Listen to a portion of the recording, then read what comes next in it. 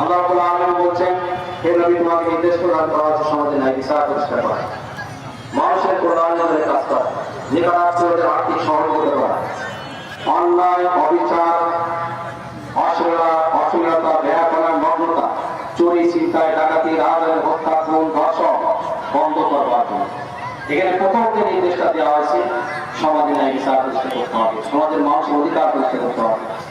সমাজে ন্যায় বিচার প্রতিষ্ঠা করতে গেলে কাদের মাধ্যমে ন্যায় বিচার প্রতিষ্ঠা হবে? রাষ্ট্রীয় শক্তির মাধ্যমে সমাজে ন্যায় বিচার প্রতিষ্ঠা হবে। রাষ্ট্রযন্ত্র যদি ন্যায় বিচার প্রতিষ্ঠার জন্য সংগ্রাম করে, তাহলে মানুষ সমাজে ন্যায় বিচার পায়। প্রতিটা মানুষ তার নাগরিক সুযোগ সুবিধা রাষ্ট্র কর্তৃক যা দেওয়া অধিকার সেটা ভোগ করতে পারবে।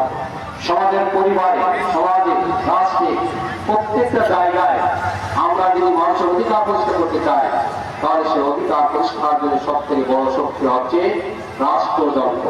এই রাষ্ট্রযন্ত্র যারা পরিচালনা করবে, তাদের মধ্যে আগে দরকার তাকওয়া, তাদের মধ্যে আগে দরকার খোদাভীতি।